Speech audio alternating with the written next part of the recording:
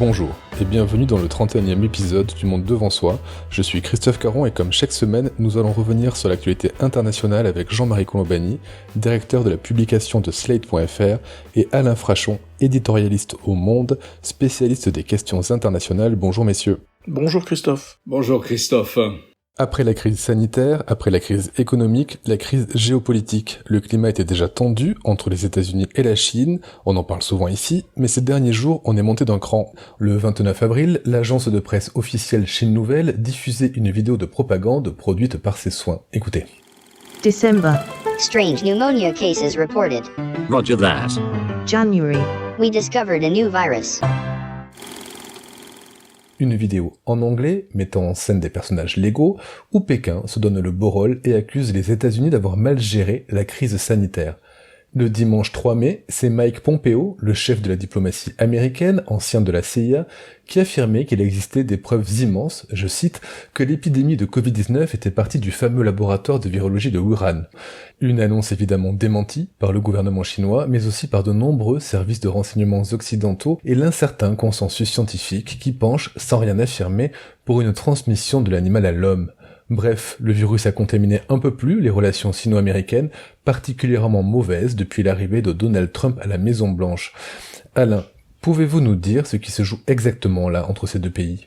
Bon, vous pouvez y voir d'abord, à un premier niveau, le jeu habituel du renvoi des responsabilités.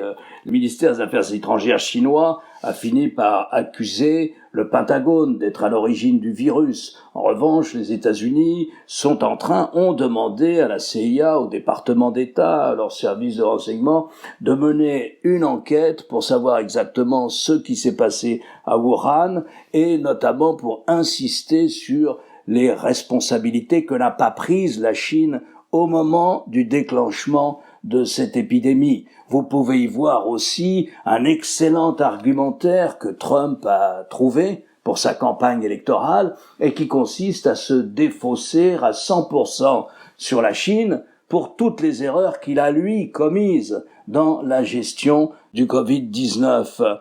Vous pouvez aussi y voir la suite de la politique de confrontation commerciale que Trump mène depuis le début de son arrivée à la Maison-Blanche contre la Chine sur l'argumentaire suivant: la Chine ne joue pas le jeu, ce n'est pas un concurrent loyal en matière économique et donc il faut l'obliger à céder sur ce terrain. Mais je crois qu'en toile de fond, il y a la Chine de Xi Jinping.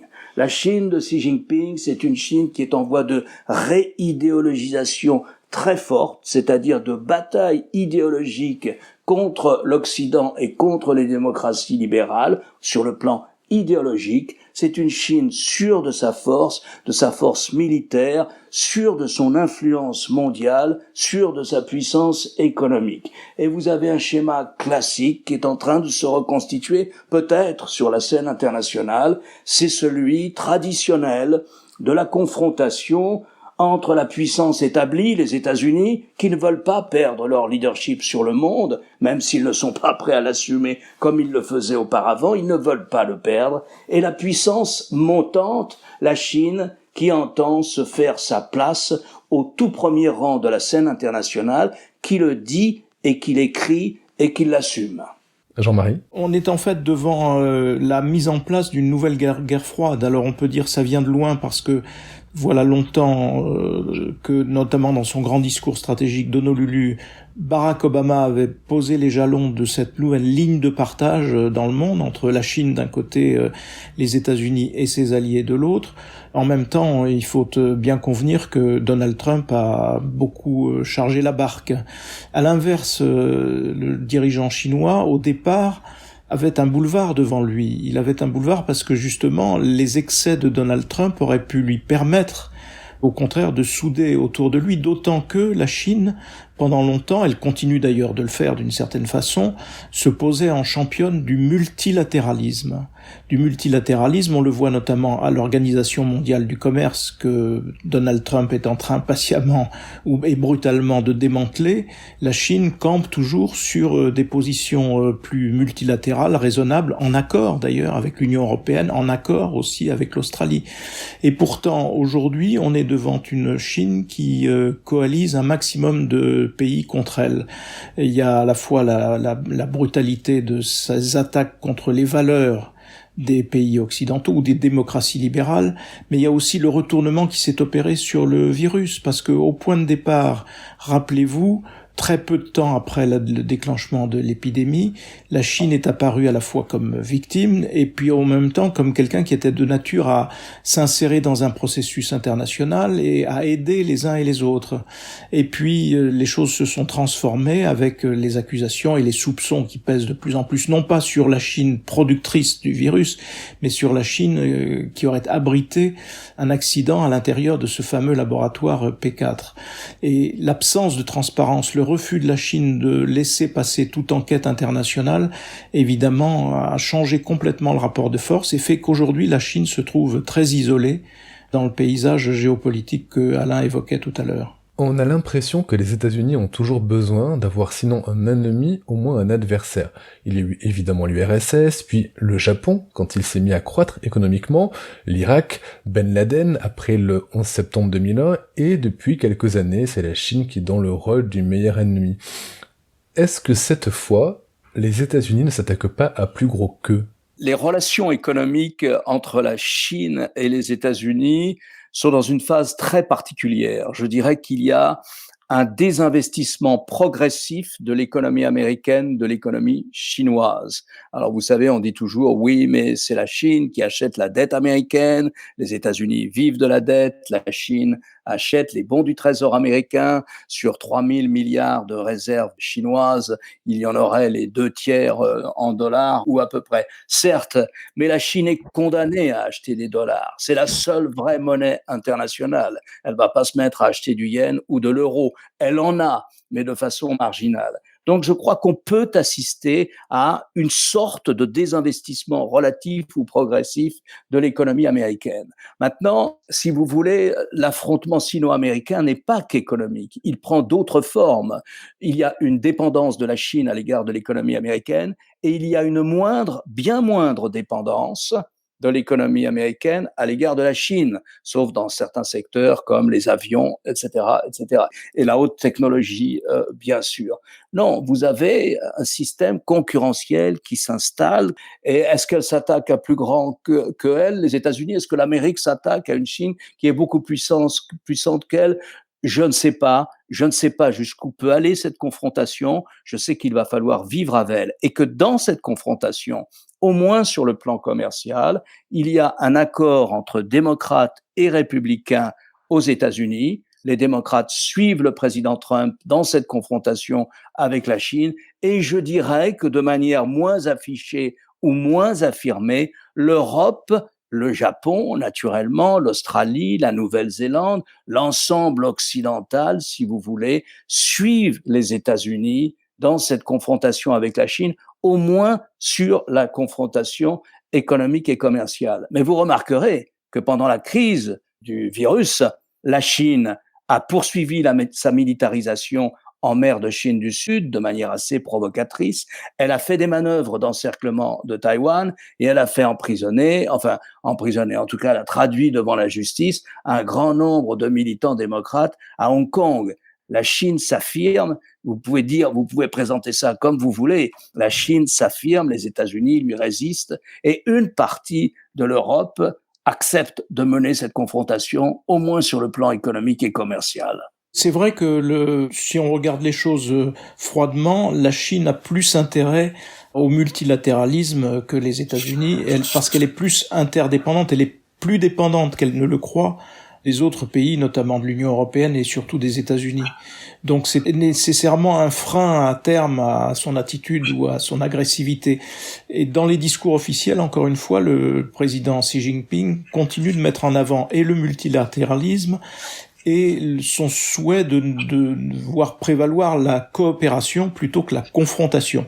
Et en même temps, il soumet la Chine aux intérêts du Parti communiste chinois et à une logique de puissance que vient de décrire Alain, et qui culminera vraisemblablement le 22 mai prochain, où c'est la grande réunion de l'Assemblée nationale populaire, qui va être à nouveau pour Xi Jinping l'occasion d'une manifestation de force et d'autorité. Vous avez dit que beaucoup de pays occidentaux suivaient de manière générale les États-Unis, en tout cas sur les plans commerciaux et stratégiques. Dans ce contexte de crise sanitaire, les États-Unis ne sont pas les seuls à s'attaquer à la Chine. Certains pays songent à une offensive légale, l'Australie réclame par exemple une enquête sur les origines du virus, et plusieurs États américains envisagent de porter plainte contre Pékin pour son rôle dans l'émergence de l'épidémie. Est-ce qu'on n'est pas dans le storytelling d'une Chine coupable idéale, et est-ce qu'on ne s'attaque pas à elle pour faire oublier ses propres manquements ? Sans doute, on est en campagne électorale aux États-Unis, il y aura une surenchère à qui sera le plus anti-chinois. Vous pouvez imaginer même une surenchère entre le candidat démocrate, Biden, et Trump sur ce sujet. Trump est allé très loin, il a demandé aux services juridiques de la Maison-Blanche d'étudier la possibilité de réclamer des dommages à la Chine pour la dévastation économique et sociale causée par le virus. Il a même donné un chiffre, il a parlé de 10 millions de dollars par Américain mort du coronavirus. Oui, sans doute, c'est lié aussi à la campagne électorale américaine. Cela dit, en dehors de la campagne électorale américaine, il y a aussi des inquiétudes fortes en Europe, mais avec une Europe qui hésite, notamment son représentant pour la politique extérieure conseille plutôt aux États européens de se tenir à bonne distance d'un affrontement qui est un affrontement commercial violent et qui peut porter préjudice en effet à l'ensemble de l'économie européenne. Et l'Europe elle-même d'ailleurs a peine à définir son attitude, parce que il y a les deux analyses. D'un côté, la Chine est décrite comme un partenaire commercial important évidemment, et en même temps comme un rival systémique, donc comme une menace. Et donc on navigue entre ces deux écueils et ces deux analyses, et je pense qu'on est là dans une situation qui va se prolonger un certain temps, quel que soit le titulaire de la Maison-Blanche, en effet, au mois de novembre prochain, parce que c'est un axe stratégique qui sera probablement, si c'est Joe Biden, conduit d'une façon plus souple et avec un retour sans doute à un souci multilatéral, mais néanmoins qui restera obsédé ou marqué par la nécessité de contenir la tentation d'hégémonie de la part de la Chine. Jean-Marie, vous notez la méfiance et la prise de distance de l'Europe dans ce conflit qui oppose Pékin et Washington, et comment vous qualifieriez de manière plus générale les relations franco-chinoises ? D'un côté, par exemple, sur l'accord sur le climat, l'accord de Paris sur le climat, la Chine est le principal allié de la France pour faire aboutir ou pour faire prospérer cet accord. La Chine s'est rangée du côté des pays qui veulent maîtriser le climat.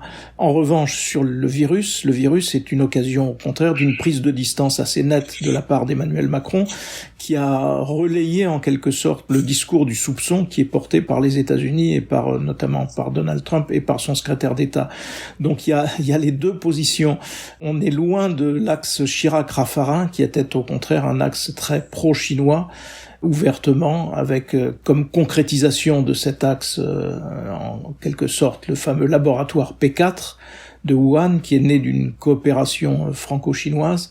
Emmanuel Macron est plus prudent, il est plus attentif à être amical vis-à-vis de Vladimir Poutine qu'il ne l'est vis-à-vis de la Chine, où là, encore une fois, il est d'un côté satisfait ou allié de la Chine sur le climat, et d'un autre côté, du côté de ceux qui s'inquiètent et qui mettent en demeure ou essaient de mettre en demeure la Chine d'apporter des éclaircissements qui manquent à tout le monde sur l'origine du virus. Alors Jean-Marie, vous avez rappelé que la Chine est une alliée. C'est une alliée quand même somme toute assez compliquée.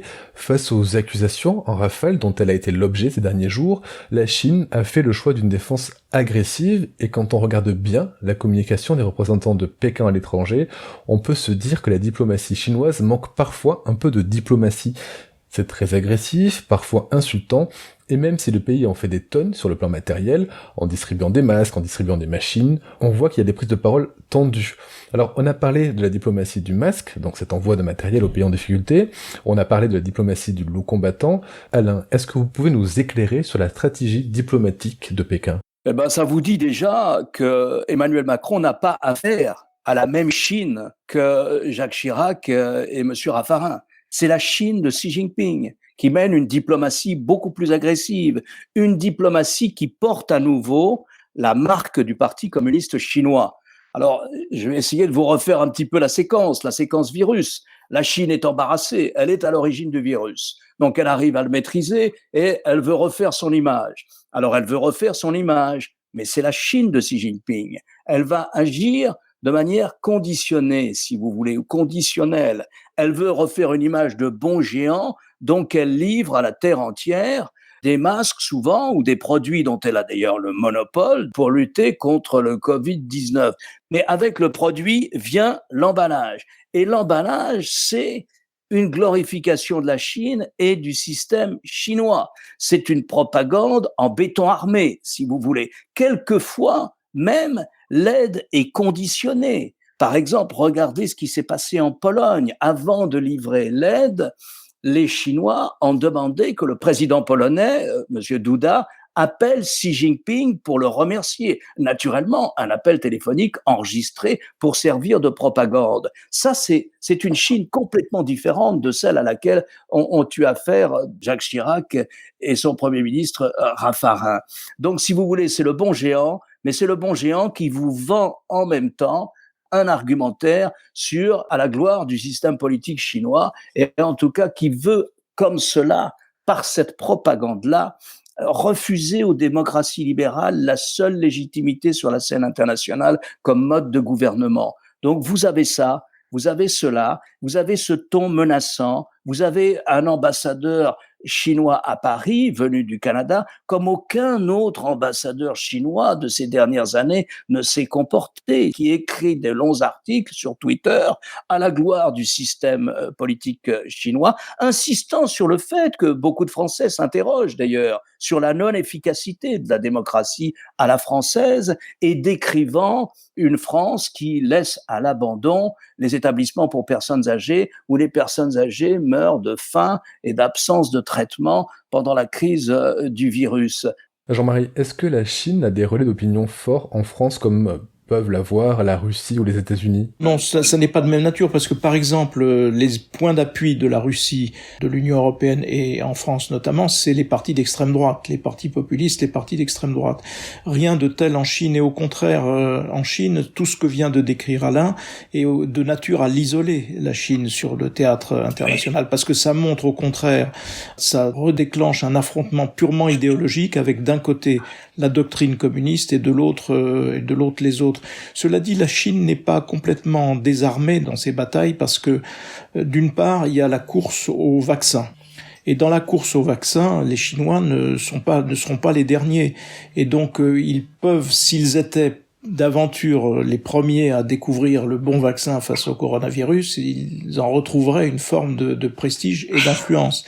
Leur deuxième levier, c'est le fait que, compte tenu de l'attitude actuelle des États-Unis, compte tenu de la faiblesse de la Russie aussi, de la faiblesse objective et économique de la Russie, vers qui peuvent se tourner des pays comme l'Algérie, l'Égypte, le Venezuela ou d'autres ou certains pays africains qui vont avoir et qui ont déjà besoin d'aide.